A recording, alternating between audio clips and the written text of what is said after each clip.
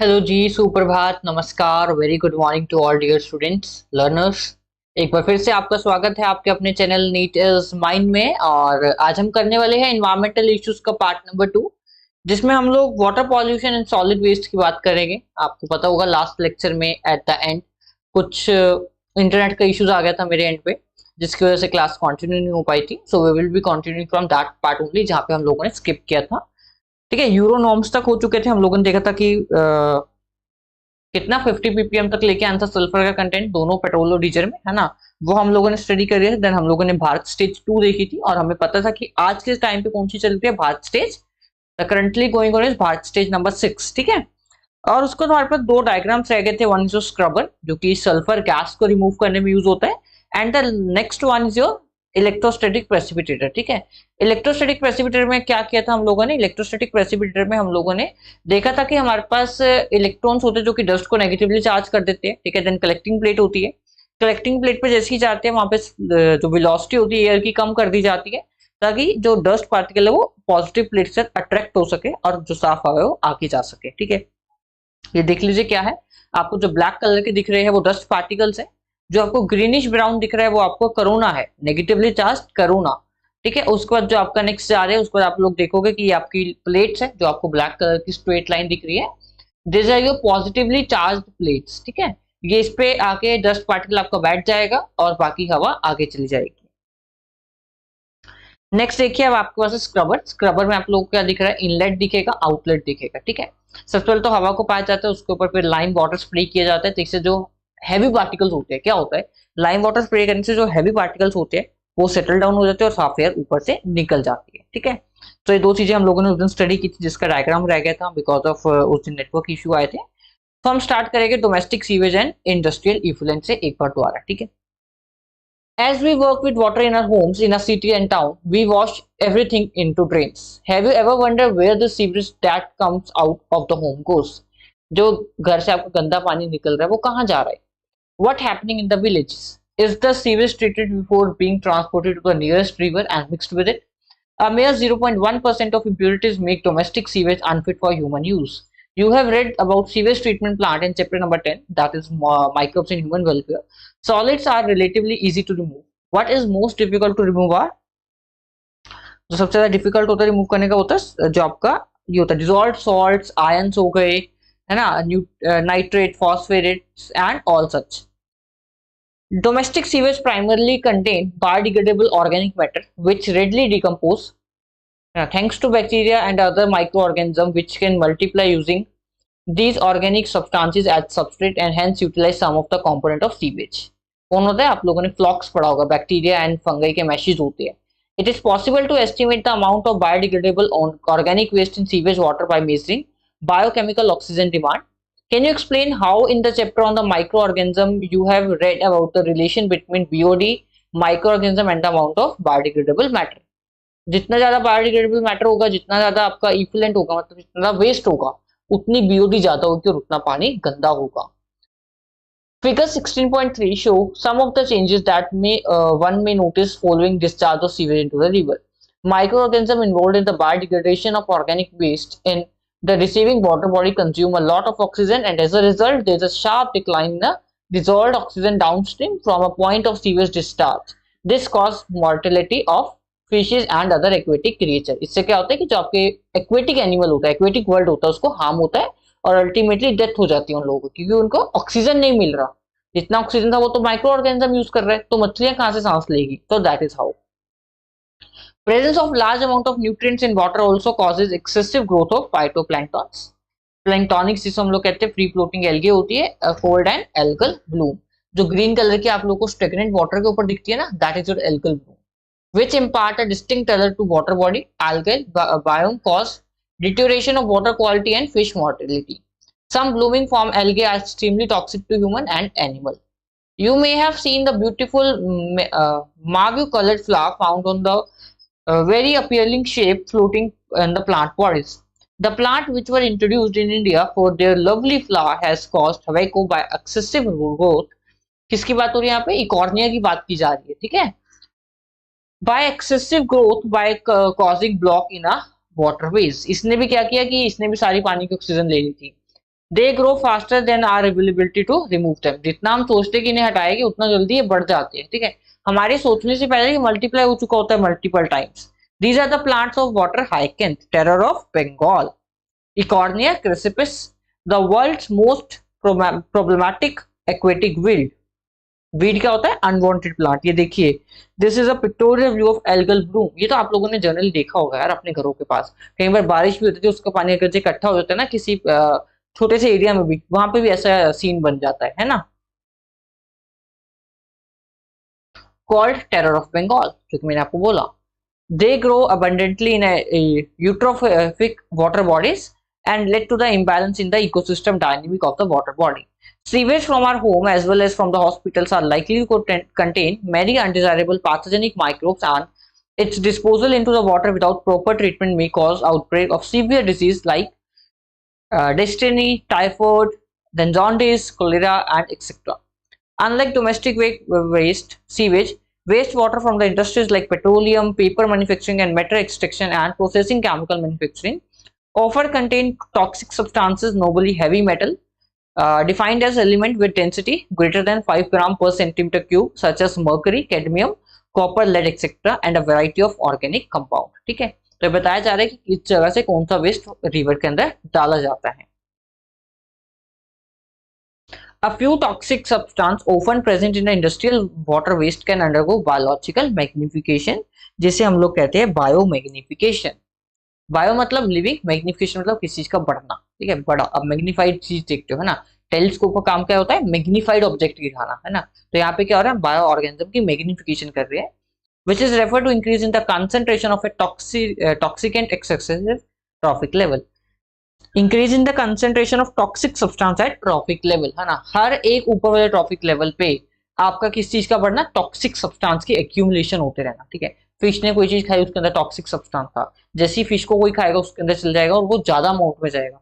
फिर ऐसे ऐसे करते रहते लास्ट जो ट्रॉफिक लेवल, तो जैसे ईगल ने खाया सपोज उस ऑर्गेनिज्म को, डिकम्पोजर्स के पास गया तो स्क्वेंजर ने खाया, है ना। तो स्क्वेंजर्स डिकम्पोजर्स को भी क्या हुआ? उनके अंदर वो जाके एक्यूमुलेट हो गया और वहां पे सबसे ज्यादा कंसेंट्रेशन हो।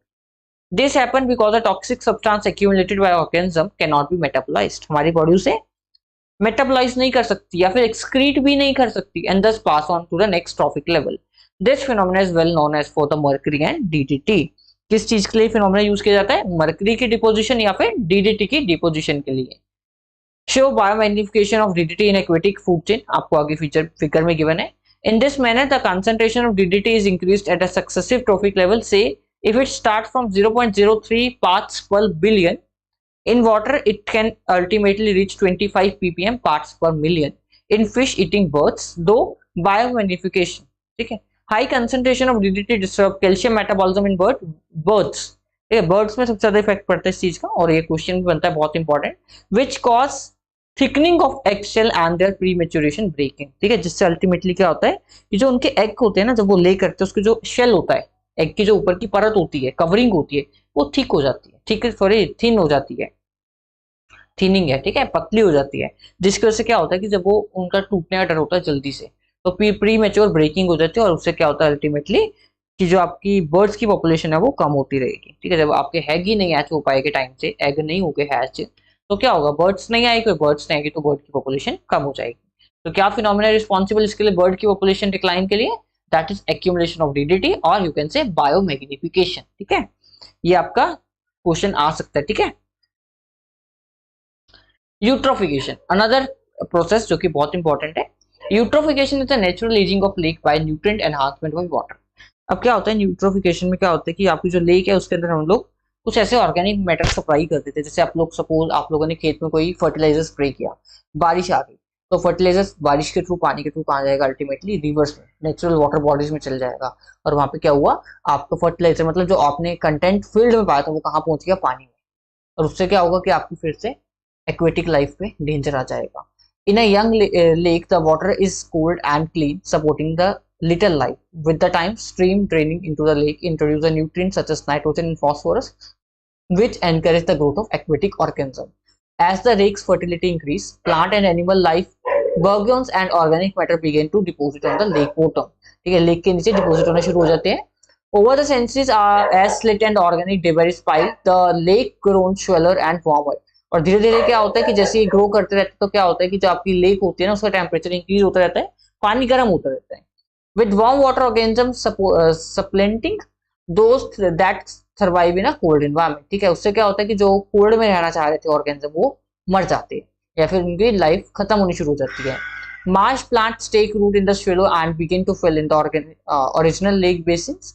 Eventually the lake give way to the large masses of floating plants, bogs या फिर आप phytoplanktons कह सकते हो, finally converting that to land। ठीक है, अल्टीमेटली क्या होगा, एक टाइम पे धीरे धीरे वो लैंड बन जाएगी।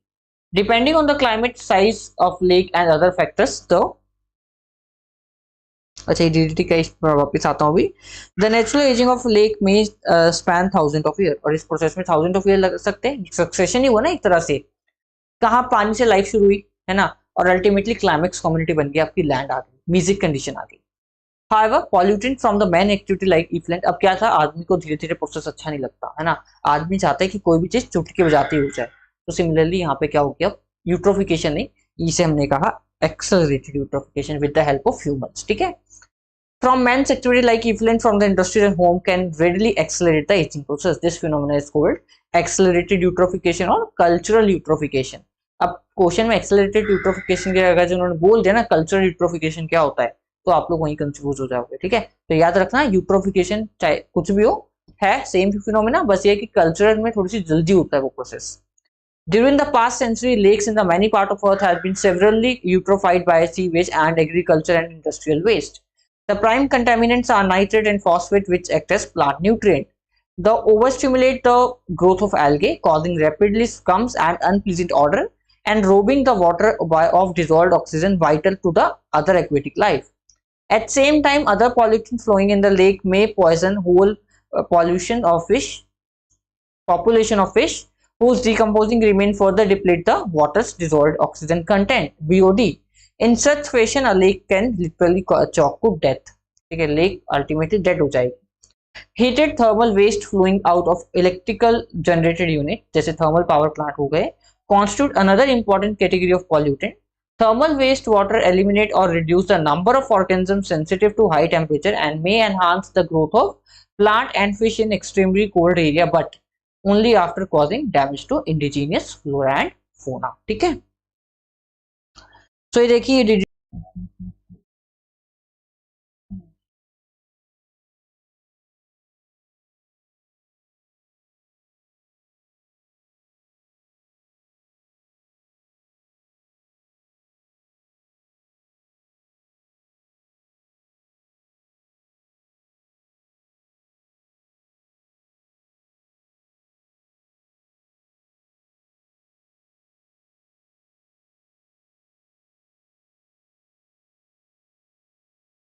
देखिए ना सिर्फ क्लास +2 में आता है, क्लास 10th का लेक्चर बहुत स्मूथली चलता है डेली।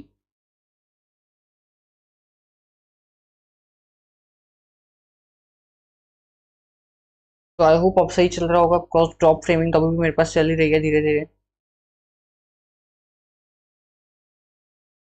इसे 0% होना पड़ेगा, इट इज करंटली 20.4%। ठीक है, धीरे धीरे धीरे आ रही है, नीचे आ रही है, कोई नहीं, लेट इट कम डाउन। हम चार्जर एक बार डिस्कनेक्ट कर देते हैं।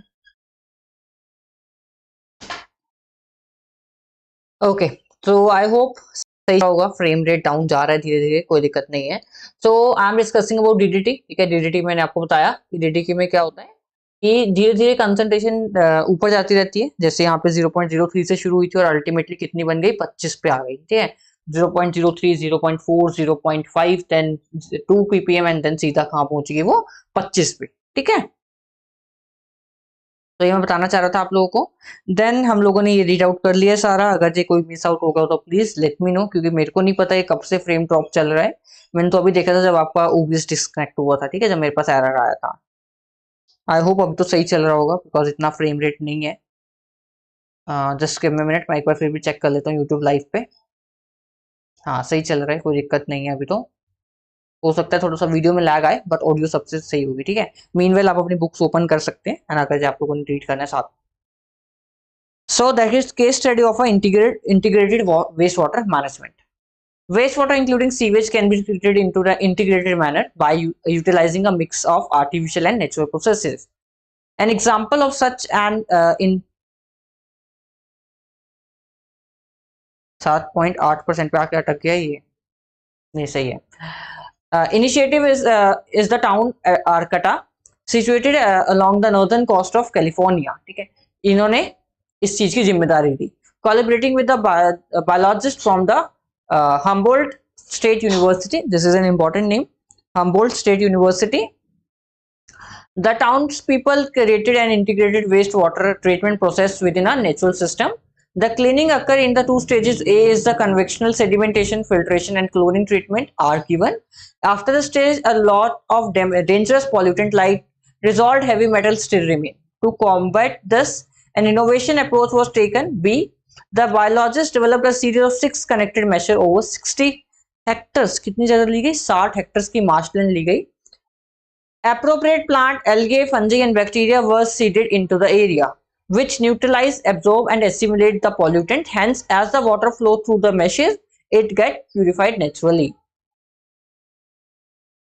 The meshes also constitute a sanctuary with a high level of biodiversity in the form of fishes, animals, and birds that now reside them. A citizen group called Friends of Arcata Marsh FOAM are responsible for upkeeping and safeguarding the whole full project. और कौन responsible था इस पूरे project की देखभाल करने के लिए? That is friends of Arcata Marsh. At the time, we have assumed that removal of waste required water. The creation of sewage, but water, if water is not necessary to decompose of human waste like excreta, can you imagine the amount of water that one can save if one didn't have to flush the toilet? Well, this is already a reality. Ecological sanitation is a suitable system for handling human. अब क्या आप यहाँ पे कह रहे हैं कि अब जो ये इन्होंने सेफ्टी की थी ना, यहाँ पे सिर्फ पानी ही नहीं साफ किया, पानी के साफ करने के साथ साथ इन्होंने डिफरेंट डिफरेंट ऑर्गेनिजम्स को रहने के लिए जगह भी दी। तो क्या वो बायोडाइवर्सिटी भी इंक्रीज हुई, मछलियां रह रही थी उस पानी में, है ना, देन फिशेज, एनिमल्स, बर्ड्स वहां पे रह रही थी, तो क्या हुआ, उनको भी यूज हुआ वहां पे। ठीक है, पानी भी साफ हुआ, माइक्रोब्स की मदद भी ली गई, आर्टिफिशियल मेथड भी हुआ, है ना, सेडिमेंटेशन वगैरह की गई, और साथ में बायोडाइवर्सिटी भी, रहने को बायोडाइवर्सिटी को जगह मिली। ठीक है,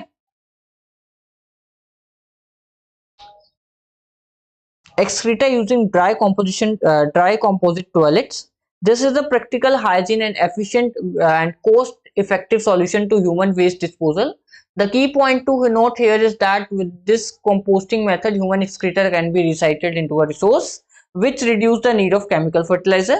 There are working eco-sense toilet in many areas of Kerala and Sri Lanka. ठीक है, eco-sense are the ecological toilets. ठीक है, eco-environment toilets. Next is your next part of chapter, that is your solid waste. Solid waste क्या होता है? पन्नियां, कागज, trash, है ना, वही सब होता है जिसको आप लोग डस्टबिन में फेंक देते हो आज चक के. Solid waste refers to everything that goes out of trash. Municipal solid waste are waste from the homes, offices, schools, hospitals, etc. that are collected and disposed by the municipality. The municipal solid waste generally comprise paper, food waste, plastic, glass, metal, rubber, leather, textile, etc. Burning reduces the volume of the waste, although it is generally not burned to completion. And open dams often serve as a breeding ground for rats and flies. Sanitary landfills were adopted as a substitute for open burning dumps. In a sanitary landfill, waste are dumped into a depression or trenches after compensation and covered with the dirt every day. If you live in a town or city, do you know where the nearest landfill site is? Landfill are also not really much of a solution, since the amount of garbage generation, especially in the metros या फिर metropolitan cities कह सकते हो आप लोग, has increased so much that these sites are getting filled too. Also there is a danger of seepage of chemical, है ना, जो से chemical secrete होते हैं उनसे भी डर लगता है, from these landfill polluting the underground water resources. तो ये देखो, ये क्या होता है सैनिटरी लैंडफिल्स, क्या होता है, आप क्या करते हो कि आपने कूड़ा इकट्ठा कर लिया, एक गड्ढा खोद दिया, उसके अंदर पा दिया और उसको मिट्टी से कवर कर दिया, वो बन गया आपका सैनिटरी लैंडफिल. ऐसे ऐसे बहुत सारे पार्क्स हैं इंडिया में बने हुए जो कि सैनिटरी लैंडफिल्स के ऊपर बने हुए हैं. ठीक है, जिसके नीचे आपको पूरा कूड़ा मिलेगा. ठीक है, ऊपर की बात नहीं कर रहा मैं, ऊपर तो मिलेगा मिलेगा, जो वहाँ पे लोग घूम रहे होते हैं वो पाते हैं, बट उसके नीचे भी वो कूड़े के ऊपर मिट्टी पा रखी है और मिट्टी के वो बन रहा है, मिट्टी के ऊपर वो पार्क बनाया गया है. ठीक है, तो आप लोग ऐसे बहुत सारे पार्क अगर आप सर्च करेंगे ना, ये सैनिटरी लैंडफिल्स पार्क, तो आपको मिलेंगे, बहुत सारे मिलेंगे. A solution to all this can only be human being becoming more sensitive to these environmental issues. All waste that we generate can be categorized into three types: biodegradable, recyclable, non-biodegradable. It is important that all garbage generated is sorted. What can be reused and recycled should be separated out. Are kabadiwalas and rag pickers, are kabadiwalas, ये बढ़ रहा है नहीं कम हो रहा है. Our kabadiwalas and drag people do a great job of separation of material for recycling. ठीक है. अब आप लोग क्या होता है, आप लोग कहते हो कूड़े वाला आ गया, वो कूड़े वाला नहीं है. ठीक है, वो सफाई वाले है. कूड़े वाले तो हम लोगों ने कूड़ा फैलाया है ना. वी आर कूड़े वाला. The biodegradable material can be put into deep pits in the ground and left for a natural breakdown. That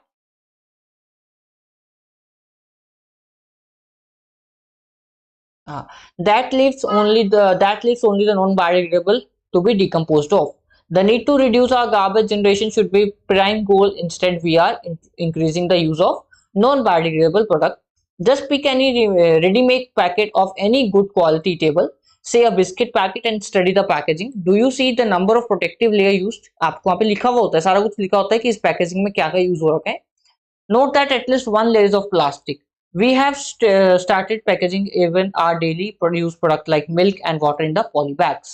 In cities, fruits and vegetables can be brought packed in a beautiful polystyrene and plastic packaging. We pay so much and what we do, क्या करते हैं हम लोग, ultimately उसे फेंक देते हैं. Contribute heavily to the environmental pollution. State government across the country are trying to push for the reduction in the use of plastic and use of eco-friendly packaging. We can do a bit by carrying cloth and other natural fiber carry bag when we go shopping or by refusing the plastic bags. अब recently देख लो आप लोग यार, अभी क्या हुआ था, plastic ban हुई थी. कितनी जगह प्लास्टिक बैन होगी मेरे को बताइए ना. Himachal is the most beautiful place I will say, है ना. मतलब मोस्ट स्ट्रिक्ट प्लेस जहाँ पे प्लास्टिक बैंड है. हिमाचल में आप लोग प्लास्टिक नहीं लेके जा सकते, डू यू नो. वहां पे अगर आपने फ्रूट्स भी लेने हैं तो भी वो आपको न्यूज़पेपर बैग में मिलेगा, या फिर अपना लिफाफा लेके जाइए, या फिर वो आपको न्यूज़पेपर में पैक करके दे देते हैं, you can use that. But वहां पे आप लोगों को ये नहीं मिलेगा कि आप प्लास्टिक वहां पे बोल देगा ना पॉलिथीन दे दीजिए, वो हिमाचल में नहीं अलाउड. ठीक है, तो that is very strict. Himachal इन मामलों में स्ट्रिक्ट है. बट यहाँ देख लीजिए आप, हरियाणा साइड ही कितना प्लास्टिक बैग यूज हो रहा है.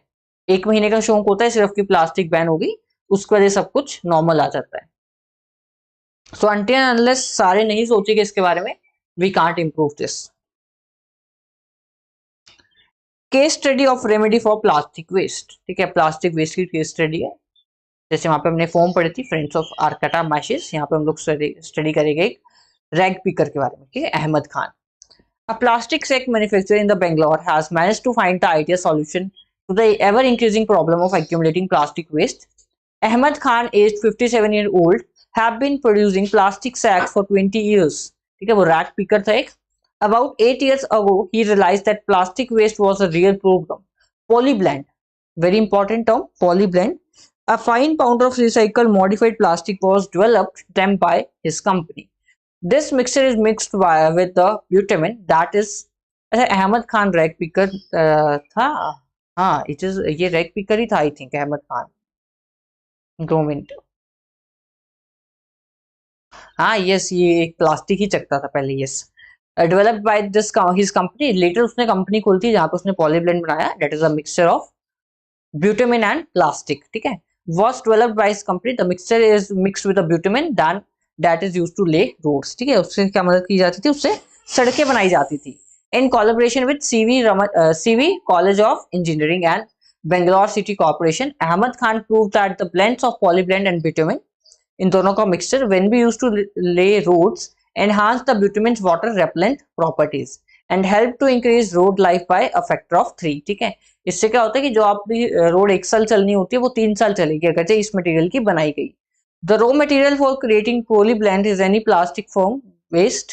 So against the price of 0.40 per kg that rag picker have been getting from plastic waste, Khan now offered ₹6 using Khan's technique by the year 2002. More than 40 kilometers of road in Bangalore have already been read.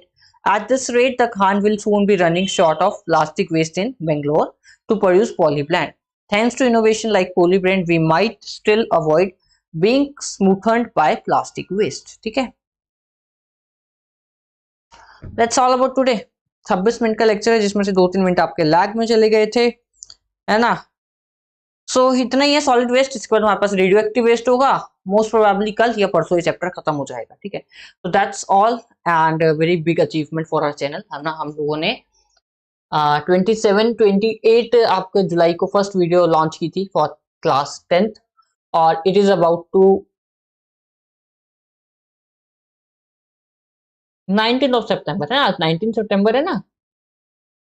So bye 21st आपका syllabus खत्म हो जाएगा, ठीक है। So very congratulation to you all also, है ना। Very thanks to you all also for your contribution, time and all. तो that's all for today. अगर जो कोई डाउट हो तो प्लीज कमेंट सेक्शन में पूछिए। Please like this video, share this with your friend and subscribe to our channel for more such videos, है ना। अब हम लॉन्ग टर्म बैच पे जाएंगे, वहां पे आप लोगों को और भी मजा आया करेगा, ठीक है, क्योंकि हम थोड़ा सा डिटेल में स्टडी करेंगे, ठीक है। Thank you, good bye.